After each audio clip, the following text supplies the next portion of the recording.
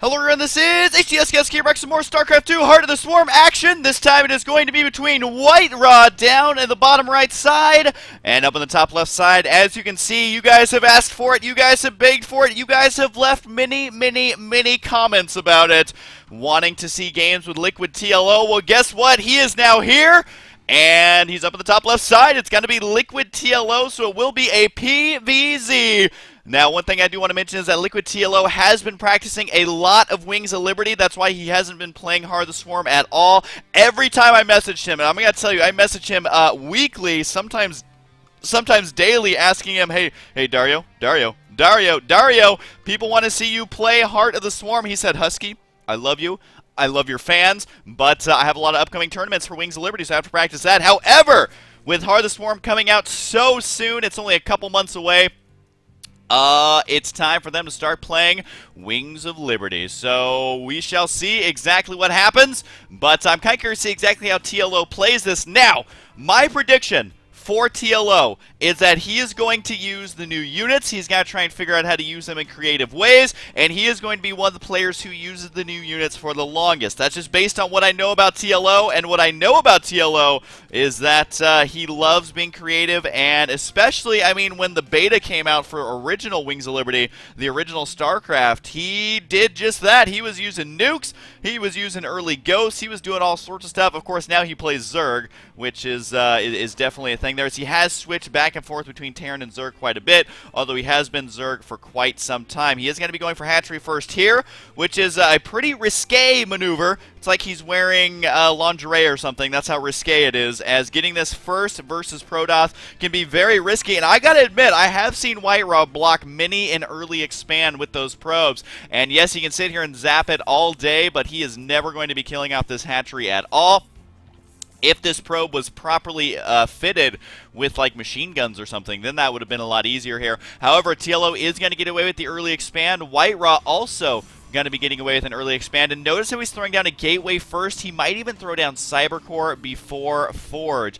Might not even need a Forge if your opponent goes this early of a hatchery, although with the spawning pool on the way, he could still make several Zerglings and send them out over here, so it is going to be a Forge next there. That's going to be the safest maneuver here for WhiteRa. Now remember, WhiteRa isn't necessarily behind because he let that expansion go up. He's just definitely not as ahead as he could be. Double expand from TLO right now, and he's actually putting it at a more forward expansion here, and WhiteRa might not actually scout this right away. It's kind of hard to tell just because the larva use is going to be the same.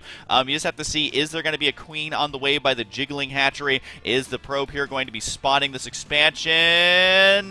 No. Where are you going, probe? Where are you going, probe? Doesn't look like he's going to spot that. Maybe going for the watchtower right now. And does WhiteRa decide to make a cannon? Unfortunately for him, making a cannon here is actually a bit of a waste. He's probably going to do that, I would assume. Oh, he does throw the Cybercore down first. So very nice read there by WhiteRa, realizing that there's either a third base right here or there's a third base right here, and I think he's going to know what his opponent is doing, and even puts the cannon a little bit back. Now this is telling me that he is not expecting a roach rush, because if he was expecting a roach rush, then having it be a little bit forward might be more beneficial, because otherwise if you have vision of the high ground, so say there's an overlord here, you can actually attack the gateway from the low ground relatively safe and protected from the cannon when it's this far back. So good read here, I would say, by WhiteRa. I think that this is the correct response. I also think chrono boosting out his workers is the correct response here, which is what he's going to be doing here. He does have a Stargate on the way. Might put the Zealots a little bit on the low ground to prevent scouting from happening. Try and scare those units away. Whoa!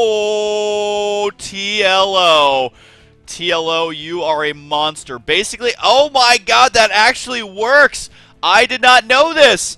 I did not know this at all! Okay, if you're wondering what he just did, oh my god, TLO. This is why I love TLO. He's doing stuff even this late in the game that we have never seen players do before. You can see WhiteRa spotting this. He's like, what the hell? This is you can see he's like, what the hell is going on here? Alright, so he moves out with a hatchery. He plants the hatchery. He cancels the hatchery, and for some reason, I have no idea why Blizzard has done this, but it's been in there since the beta of the original game.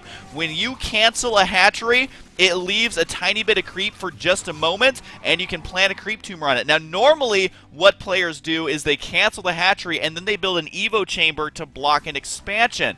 However, that's not what he did at all. He planted the creep tumor there. This is super hot. I'm super excited. You should be excited. WhiteRa probably not excited, because now TLO's creep spread is going to be even more brutal.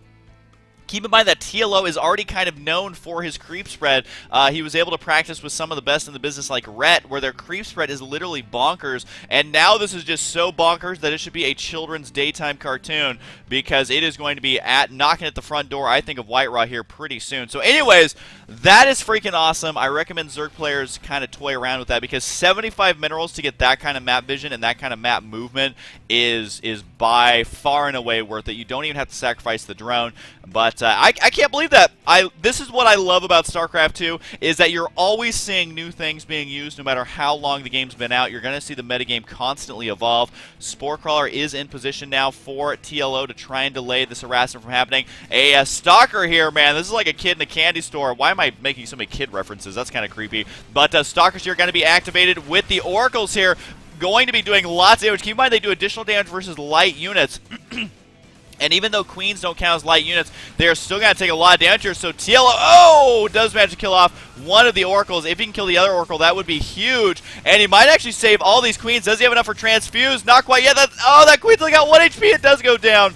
But I don't think that was enough damage here for WhiteRa to really warrant that attack. However, this is what I'm talking about, is we're seeing these new timings that players are using. Here's a real Phoenix here to be the Overlord Hunter. But we are seeing lots of new early game timings that Protoss can use, where you use the Oracles mixed in with Stalkers. And you can see how with a couple of Zealots, how with a Miss Micro from TLO, and the timing being refined a little bit, that build can be devastating. Looks like that Zergling will get taken out there. Keep in mind that these rocks have not been cleared out, so if TLO does manage to get a decent timing here, we'll be able to kill off the third base right now. But either way, looks like WhiteRa going to be moving out with the Overlords. He is up to 1 kill now. He is going to have to kill off several more, though, to kill... Oh, does do that. So the tower there, not going to be grabbed. My God, Zerglings have a lot of blood inside of them. But look at this. The creep tumor still pushing all the way through the center of the map.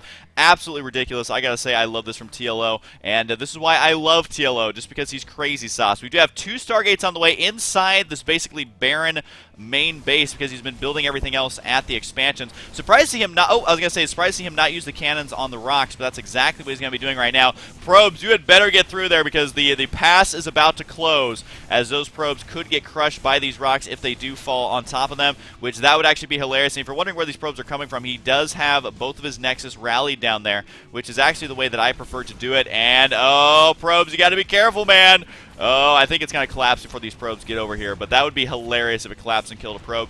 But either way, that's not going to happen. Down go the destructible rocks, and the Phoenix here moving around. Not worth the energy to pick up those Zerglings, that's for sure. However, he could kill off lots of Overlords. Now, unfortunately for him, there is an Overlord here that could be upgraded into an Overseer. Don't know if that's going to be happening here or not, but he would love to kill off that Overlord if possible. The Queen's got to be moving out here, and does he decide to dump his energy in here into killing these Zerglings? Oh, looks like the Oracle does.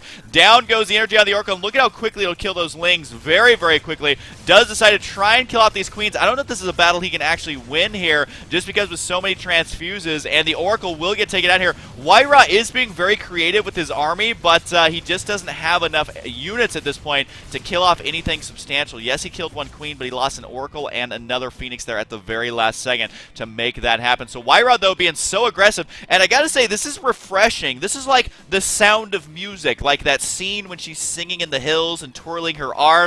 That is what it reminds me of, because Protoss players, they get too content sitting back, they get too content going for the big death ball, and then they end up losing in the late game. Whereas WhiteRa is saying, you know what, I've already done 2 attacks, I'm going to try a third here, although TLO going to be using this this early creep spread here to great effect, I would say, with these swarm hosts now. Now, we do have Void Rays on the way for WhiteRa, so if he gets detection, that is going to be huge. Does he decide to chase down these Queens? Looks like TLO might have some difficulty in saving this expansion. The Void Rays over here, they do activate their prismatic alignment here, but unfortunately they're not attacking armored units. That's where they're going to be doing the additional damage. And WhiteRa, unfortunately, just cannot catch a break. His timings are good, but his unit composition just is slightly off of what it should be, although right now he's getting a little bit of momentum on these Queens, has just enough energy to pick up 1 more Queen. But TLO has made so many Queens Having already lost 2 or 3, he's still got 4 on the field, which is still enough to fully saturate those bases. But with the Observer here, WhiteRa got to get some freebie kills here. He could use Prismatic Alignment because these do count as armored units, and it does look like 2 of the Swarm hosts will escape. And WhiteRa, again, I'm going to have to study this play here, being so aggressive with these units and really starting to utilize Sky Toss to a great degree. I gotta say, it's actually pretty exciting to watch a Protoss player be this aggressive with air units. That Hydra will get taken out, but not before doing substantial damage to the Void Ray. And with more Hydras on the way, TLO is having to spice up his tech a little bit because pure Swarm Host is not going to be enough, especially with carriers on the way. You've got to get something out that can either deal with the Interceptors or deal with the carrier itself. So that's going to be either Hydras or it's going to be Corruptors. Right now, it looks like the choice is Hydras, which are very good at taking out those Interceptors. Also very good at taking out Void Rays and Phoenix. Yes, Phoenix do additional damage versus Hydralisk, but if there's so many Hydras you can't pick them all up, then those Hydras are going to have a heyday. And speaking of a heyday, it is Locust time, as these Locusts got to be moving out right now. Queen's continuing the creep spread, so even though WhiteRa able to clean up a little bit of that mess, well, TLO is back, and he is ready to party, man. And unfortunately, these are not your fun college parties. These are your annoying, I don't know what other kind of party would be. The Swarm Host Kill You party, which definitely doesn't sound fun to me. It does look like these rocks are going to get taken out. The Observer gets taken out, but it's already seen everything it needs to. WhiteRa trying to make some cannons here in desperation, but if he does not get out all these carriers right here, right now, he's going to be in a world of hurt. He has no way of dealing with these Locusts in a straight-on battle because the Hydralisk can take out everything else, but the carriers should be able to help out. And look at how much damage these guys do. They're going to time out before they even die. There's the Photon Overcharge. The Locust continuing to stream on through here, and I don't know if it's good or bad that he's allowing them to go in one at a time. Either way, he's going to be doing substantial damage. If you're wondering why he's building Evo Chambers here, it is for the Vipers because they can eat up those Evo Chambers, and I believe that the Evo Chamber is the most cost-efficient building you can make as far as sucking up the health of that building into energy using the Consume ability. But look at this, the Locusts have already broken through. They're going to be doing lots of damage here, and even with carriers in position, again, I mean, the Locusts are just going to be doing substantial damage. The Hydra's going to be counterattacking over here. How often do you see Hydra counterattacks? Well, I feel like a lot when you're watching TLO. I don't know if he has the muscular augments just yet, but he is going to be going up here and getting lots and lots of damage thrown out. And it does look like this expansion may get taken out. Although the Void Rays got to be moving out here. Might actually be able to kill off these Spore Crawlers, but there's the Yoink Micro that we all know and love. Got to be pulling those Void Rays forward. Although notice how he's focusing down the Swarm Host as best as he can. Looks like he's focusing down Queens now. But with the carrier here, he should be able to do substantial damage. No, he's only got 2 Interceptors on this carrier.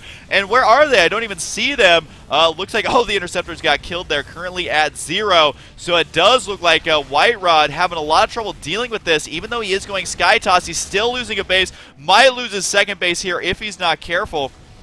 And with circling counterattacks, my god, TLO is everywhere here.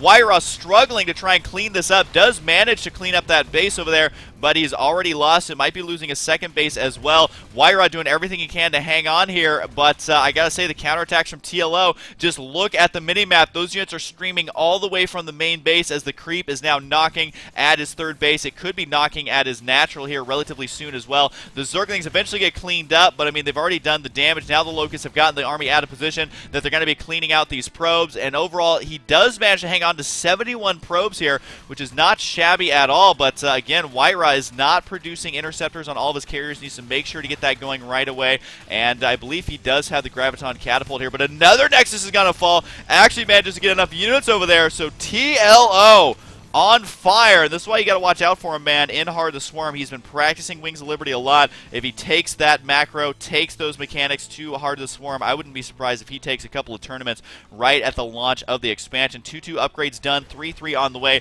Even Adrenal Glands on the way at this point, because why not? It's such a good upgrade. He's so far ahead, and the Probe Massacre there.